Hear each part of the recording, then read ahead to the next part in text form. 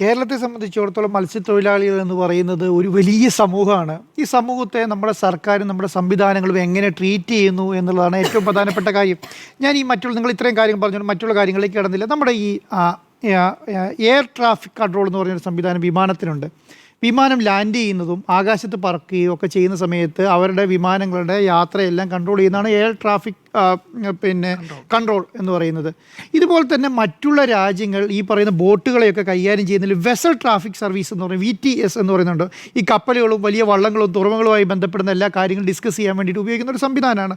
നമ്മുടെ ആൾക്കാരൊക്കെ കേട്ടിട്ടുണ്ടോ എന്നുള്ള കാര്യത്തിൽ എനിക്ക് സംശയമുണ്ട്. അടുത്തത് ഓട്ടോമാറ്റിക് ഐഡൻറ്റിഫിക്കേഷൻ സിസ്റ്റം. ബോട്ടുകളുടെ സ്ഥാനം, വേഗത, ദിശയെല്ലാം നിശ്ചയിക്കുകയും അത് ഈ പറയുന്ന കൺട്രോൾ സിസ്റ്റമായി ബന്ധപ്പെടുത്തുന്ന ഒരു സംവിധാനമാണ് AIS എന്ന് പറയുന്നത്, ഓട്ടോമാറ്റിക് ഐഡൻറ്റിഫിക്കേഷൻ സിസ്റ്റം എന്ന് പറയുന്നത്. അടുത്തെന്ന് പറയുന്നത് VMS എന്നാണ്, വെസൽ മോണിറ്ററിംഗ് സിസ്റ്റം. സർക്കാർ മത്സ്യബന്ധന ബോട്ടുകൾ എവിടെയാണ് നിൽക്കുന്നതെന്നും എന്താണ് അവർ ചെയ്യുന്നതെന്നും ഉപഗ്രഹം വഴി നിശ്ചയിക്കുന്ന ഒരു സംവിധാനമാണ് ഈ പറയുന്ന VMS എന്ന് പറയുന്നത്.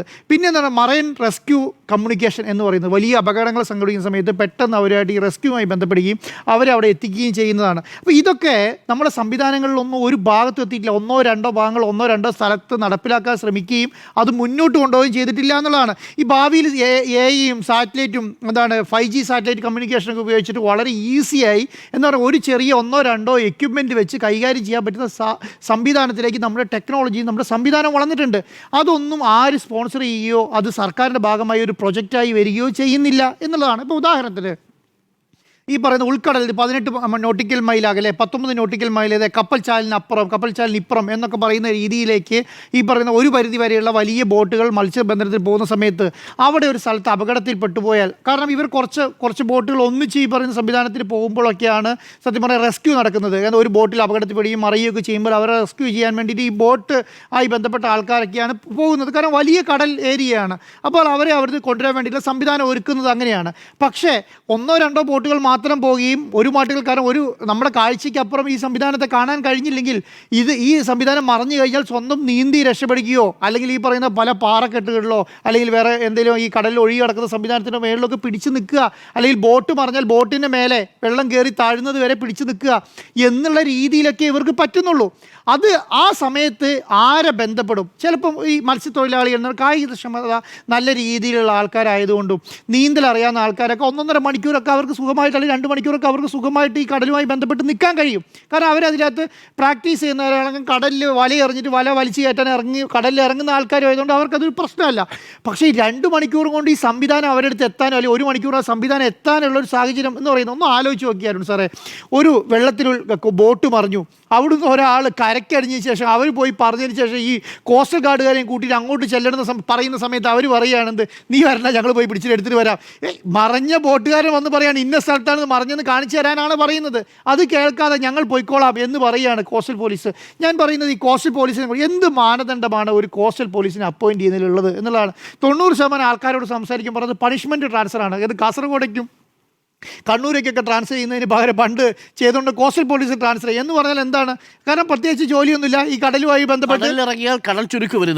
കാരണം 4 കിലോമീറ്റർ പോകുന്ന സമയത്ത് അവർക്ക് വൊമിറ്റിംഗ് സെൻ്റെ ടെൻഡൻസി വരും. 4 നോട്ടിക്കൽ മൈൽ എത്തുമ്പോൾ അവരെ രക്ഷാപ്രവർത്തനം നടത്താൻ വേറെ അതെ, അവർ വൊമിറ്റിംഗ് സെൻഡൻസി വരുമ്പോൾ അവർ തിരിച്ചു വരികയാണ്, അവർക്ക് ഉൾക്കടലിലേക്ക് പോകുന്നില്ല. മാത്രമാണോ ഈ 12 നോട്ടിക്കൽ മൈൽ അകലെ വരെയാണ് കപ്പൽച്ചാൽ വരുന്നത്. കപ്പൽച്ചാലിന് അപ്പുറത്തേക്ക് ഇവർക്ക് പോകാനുള്ള പെർമിഷൻ ഇല്ല. കാരണം അന്താരാഷ്ട്ര കപ്പൽച്ചാലാണ്, അവിടെ നേവിക്കേ പോകാൻ കഴിയുള്ളൂ. ആ നേവിക്ക് അപ്പുറയാണ് അന്താരാഷ്ട്ര കപ്പൽച്ചാലിലാണ് സത്യം പറഞ്ഞാൽ അതിനപ്പുറമൊക്കെയാണ് ഈ ബോട്ടുകൾ പോയി മത്സ്യബന്ധനം നടത്തുന്നത്. അപ്പോൾ അവിടേക്ക് പോകാൻ കഴിയാത്ത രീതിയിൽ നമ്മുടെ സംവിധാനം നിലനിൽക്കുകയാണ്. നമുക്ക് ഓർമ്മയുണ്ടല്ലോ, പണ്ട് എൻട്രിക് അലക്സി എന്ന് പറയുന്ന കപ്പൽ നമ്മുടെ ബോട്ടിനെ ഇടിച്ചു പോയി കഴിഞ്ഞപ്പോൾ അതിലെ നാവികരെ കേരളത്തിലും ഇന്ത്യയിൽ തടഞ്ഞു വെച്ചു. ഇന്ന് പോകാൻ കഴിയില്ല എന്ന് പറഞ്ഞിട്ട് ഇറ്റലിയിലെ ഫോറിൻ മിനിസ്റ്റർ രാജിവെപ്പിച്ചു.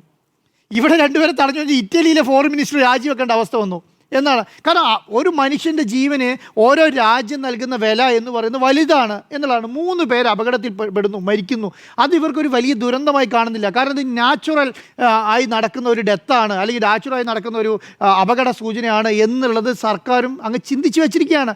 ഒന്ന് ആലോചിച്ച് നോക്കിയാൽ സാറേ, നമ്മൾ വയനാട്ടിൽ ദുരന്തം ഉണ്ടായി, 3 പേര് മണ്ണിനടി പോയി, 4 പേര് മണ്ണിനടി പോയാൽ മിനിസ്റ്റർ സംവിധാനമൊക്കെ പോയി അവിടെ നിൽക്കുന്നുണ്ടല്ലോ. ഈ സാഹചര്യം എന്തുകൊണ്ട് ഈ കോസ്റ്റലുമായി ബന്ധപ്പെട്ട ഏരിയയിൽ നടക്കുന്നില്ല എന്നുള്ളതാണ് ഞാൻ പറയുന്നത്.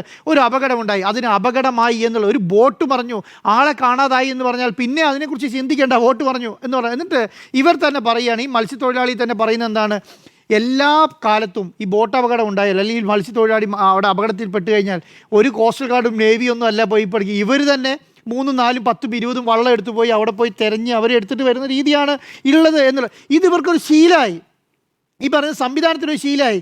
അപ്പോൾ അവരെന്താ പറയുന്നത്, ഇപ്പം നിങ്ങൾ കാണുന്നില്ല, എല്ലാ എഡ്യൂക്കേറ്റഡ് ആയ പിള്ളേരാണ്. അവർക്ക് എന്താണ് കോസ്റ്റൽ ഗാർഡെന്നും എന്താണ് കടലെന്നും ഏത് രീതിയിൽ ഇതിനെ കൈകാര്യം ചെയ്യണമെന്നും എങ്ങനെ കമ്മ്യൂണിറ്റി ചെയ്യണമെന്നൊക്കെ നല്ല ബോധ്യമുള്ള കുട്ടികളാണ്. അവരെടുത്ത് പോയിട്ട് ഈ ന്യായീകരണം എന്ന് പറഞ്ഞാൽ അവർ കേൾക്കേണ്ട കാര്യമില്ല. എന്തുകൊണ്ടാണ്? അവർക്ക് ഇതിനെക്കുറിച്ചൊക്കെ നല്ല ധാരണയുണ്ട്. അവർ നന്നായി കമ്മ്യൂണിക്കേറ്റ് ചെയ്യുന്നു, അവരെ കാര്യങ്ങൾ പറയുന്നു. ഈ കാര്യങ്ങൾ പറയുന്ന സ്ഥലത്ത് നിങ്ങൾക്കൊരു അപകടമുണ്ടായാൽ അയ്യോ എന്തോ മത്സ്യത്തൊഴിലാളികളുടെ അടുത്തേക്ക് പോയാൽ എന്തോ വലിയ അപകടമാണ്, അവർ ആക്രമിച്ച് കളയും എന്നുള്ളൊരു മൈൻഡ് സെറ്റോട് കൂടി ഒരു സർക്കാർ പ്രവർത്തിക്കാൻ തീരുമാനിച്ചാൽ എന്താ അതിനോട് പറയാൻ കഴിയുക? നിങ്ങൾ മത്സ്യത്തൊഴിലാളിക്ക് അപകടം ഉണ്ടായി, നിങ്ങൾ അവരുടെ മുന്നിൽ നിന്ന് നോക്കൂ, നിങ്ങൾ അവരോട് കോപ്പറേറ്റ് ചെയ്യുന്നത് പോലെ ലോകത്ത് ഒരു മനുഷ്യൻ നിങ്ങളോട് കോപ്പറേറ്റ് ചെയ്യില്ല. കാരണം അവരോട് അത്ര സ്നേഹമുള്ളവരാണ്. അതുകൊണ്ടാണ് ഈ വൈകാരികമായി പ്രവർത്തിക്കുന്നത്. വൈകാരികമായി പ്രവർത്തിക്കാൻ കാരണം എന്താണ്? അവരെ നല്ല രീതിയിൽ ട്രീറ്റ് ചെയ്യില്ല, ഒരു സിസ്റ്റം ട്രീറ്റ് ചെയ്യുന്നില്ല എന്ന് വിചാരിച്ചാൽ ആ സിസ്റ്റത്തോട് അവർ പ്രതികരിക്കും. അത് ഏത് ലോകത്തും അങ്ങനെയാണ്. എല്ലാ ലോകത്തും എല്ലാ സ്ഥലത്തും പ്രശ്നങ്ങൾ ഉണ്ടാകുന്നത് എങ്ങനെയാണ്? വൈകാരികമായി പ്രതികരിക്കുന്നത്. എന്തുകൊണ്ടാണ് ഈ വൈകാരികമായി പ്രതികരിക്കുന്നത്? അവരുടെ കാര്യങ്ങൾ കേൾക്കാൻ ഒരു സിസ്റ്റം ഇല്ല ഈ നാട്ടിൽ എന്ന് വിചാരിക്കുന്ന സ്ഥലത്താണ്. എന്താണ് ഇന്ന് 8ാമത്തെ ദിവസമല്ലേ? 8ാമത്തെ ദിവസമാണ് അവർ റോട്ടിലേക്ക് ഇറങ്ങുന്നത്. 7 ദിവസം വരെ റോട്ടിലേക്ക് ഇറങ്ങിയില്ലല്ലോ. 5 ദിവസം വരെ റോട്ടിലേക്ക് എന്തുകൊണ്ടാണ് കലക്ടർ അവിടെ പോകാതെ? 3 മരണം നടന്നല്ലോ, കലക്ടർ പോകേണ്ടിയിരുന്നില്ല? പോയോ? ഒരു മന്ത്രി എന്തുകൊണ്ട് പോയില്ല? എന്തുകൊണ്ട് പോകേണ്ടിയിരുന്നല്ലേ? ഞാൻ പറയുന്നത് കേരളത്തിൻ്റെ ഒരു ജീവൻ്റെ വിലയ്ക്ക് അപ്പുറം ഒരു മന്ത്രിക്ക് ഒരു വിലയില്ല. ഒരു ജീവൻ എവിടെയെങ്കിലും കുടുങ്ങി നിൽക്കുന്നുണ്ടെങ്കിൽ ആ ജീവൻ രക്ഷിക്കാനാണ് ആ മന്ത്രി അവിടെ പോയി ഇരിക്കുകയാണ് വേണ്ടത്. അതിനപ്പുറത്തേക്ക് ബാക്കിയുള്ള സ്വർണ്ണക്കട ഉദ്ഘാടനവും മറ്റു സംവിധാനമൊക്കെ ഉള്ളൂ.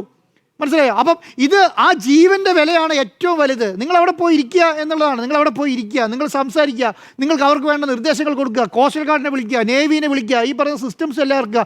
അവിടെ വിദഗ്ധരായ മത്സ്യത്തൊഴിലാളികളുടെ അവരെയെല്ലാം ഈ പറഞ്ഞ നേവീൻ്റെ ഒപ്പം ഇവരുടെ സംവിധാനത്തിനൊപ്പം വലിയ ബോട്ടുകളിലും അയക്കാനുള്ള സംവിധാനം ഉണ്ടാകുക. അതിനൊരു ഏകോപന ചുമതലയുള്ള ഒരാളുണ്ടാകുക എന്നുള്ള ഒരു സാമാന്യമായ കാര്യങ്ങളെങ്കിലും ചെയ്യണ്ടേ? ഇത് ചെയ്യുന്നില്ല എന്നുള്ളതാണ്. അത് ഞാൻ പറയുന്നത് എല്ലാ കാലത്തും സർക്കാർ അങ്ങനെയാണ്. എല്ലാ കാലത്തും സർക്കാർ അങ്ങനെയാണ് സർ. പക്ഷേ എന്താണ് ഇതിലൊരു മാറ്റം വേണ്ടേ? ഇതിന് എന്തെങ്കിലും ഒരു മാറ്റം വേണ്ടേ? ഈ മാറ്റം മാറി ഇവർക്ക് ഉണ്ടാകുന്ന ഈ ദുരിതമൊന്നും മാറ്റണ്ടേ? അതാണ് ഞാൻ നേരത്തെ പറഞ്ഞത്. ഈ ഒരപകടം ലോകത്ത് ഏറ്റവും അപകടം കുറഞ്ഞ യാത്ര കടൽ യാത്രയാണെന്നാണ് പറയുക. കടൽ സംവിധാനമാണെന്ന് പറയുക. ഒറ്റ കാര്യം കൊണ്ടാണ്. നിങ്ങൾ ഒരു സ്ഥലത്ത് അപകടം ഉണ്ടായി, ആളെത്തിപ്പെടാത്തത് കൊണ്ട് മരണപ്പെടുന്നത് മാത്രമാണ്. കാരണം ഞാൻ പറഞ്ഞു 1.5 മണിക്കൂർ 2 മണിക്കൂർക്ക് ഇവർ സുഖമായി നിൽക്കും. 2 മണിക്കൂർ വേണോ സാറേ ഒരു 12 നോട്ടിക് മൈൽ അകൽ ഒരു ബോട്ട് ഓടിയെത്താൻ വേണോ? ഒറ്റ കാര്യമുള്ളൂ, ഇവരെ കമ്മ്യൂണിക്കേറ്റ് ചെയ്യേണ്ട സിസ്റ്റം ഇല്ല എന്നുള്ളതാണ്. അതിന് ഒരു 100 കോടി രൂപ മാറ്റി വെച്ചിട്ട് കേരളത്തിൽ എത്ര ബോട്ടുകളുണ്ട്?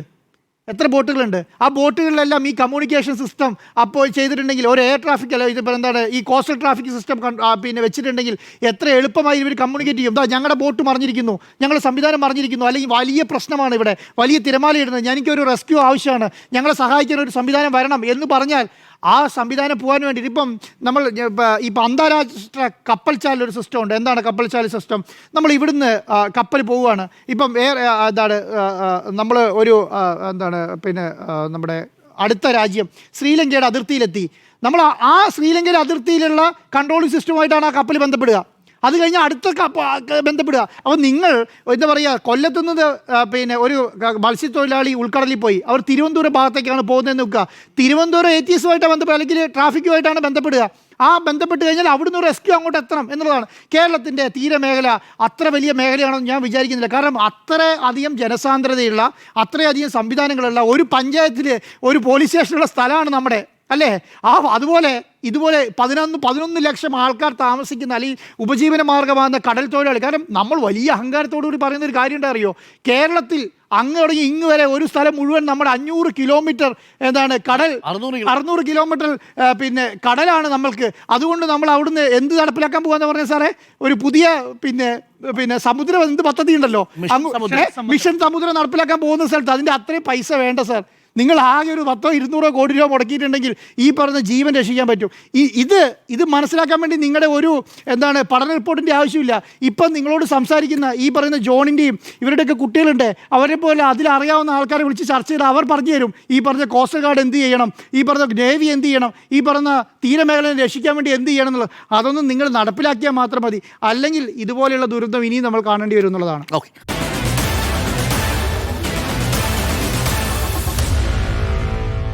Meet the editors.